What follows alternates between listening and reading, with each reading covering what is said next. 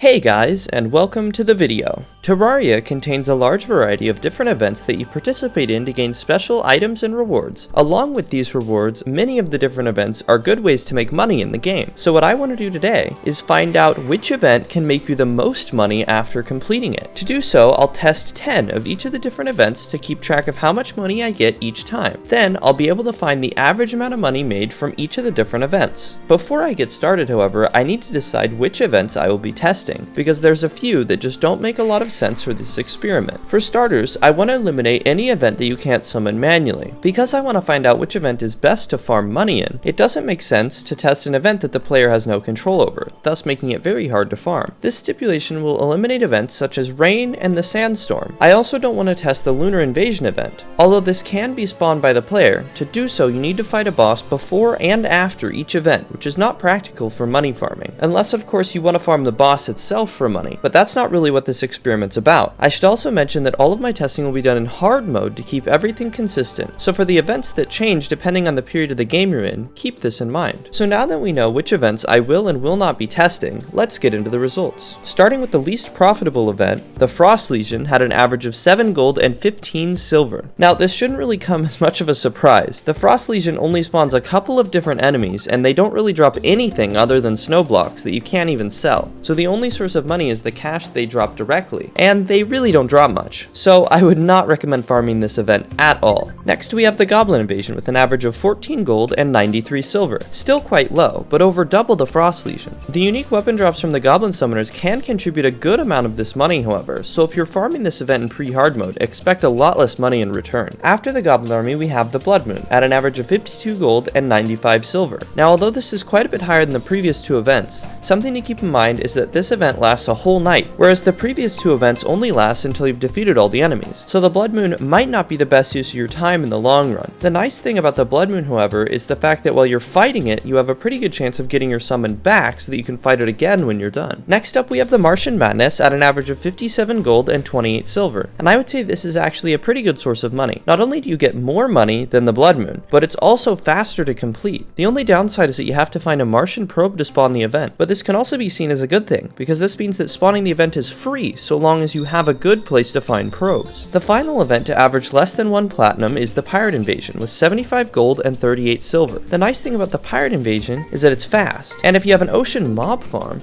it's easy to get the spawner as well. Another nice thing about the Pirate Invasion is that you can get some rare drops such as the Lucky Coin, which can actually make you more money for future farming. The only downside is that in the long run, 75 gold pales in comparison to some of the events we have not yet talked about. And speaking of events I haven't talked about yet, next we have the Frost Moon with an average of 28 platinum, 49 gold, and 71 silver. And now we've really gotten into the big ones, with the Frost Moon producing almost 40 times more money than the Pirate Invasion. I would say, however, the main downside of this event is the cost of the summon, taking both ectoplasm and souls, which requires farming enemies in the dungeon and a mech boss. But in return you do get a good amount of money. After the Frost Moon we have the Solar Eclipse averaging 34 platinum, 66 gold, and 38 silver. I think that this is the event that surprised me the most. I knew it would make some good money, but I didn't expect it to make more than the Frost Moon, or even the Pirate Invasion to be honest. But something to keep in mind is that because this event takes an entire day, not an entire night, it's the longest event to complete. So although you can make some really good money from the Solar Eclipse,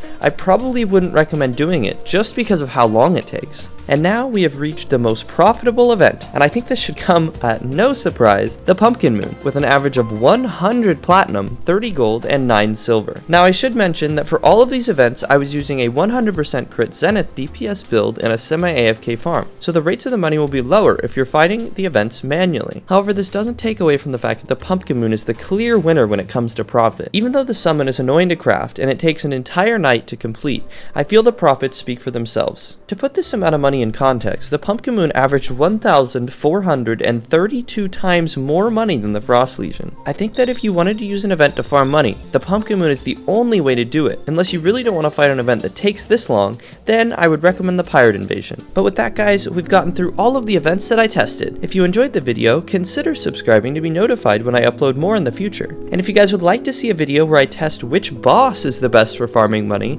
let me know in the comments. But with that out of the way, thank you for watching, and I will see you guys next time.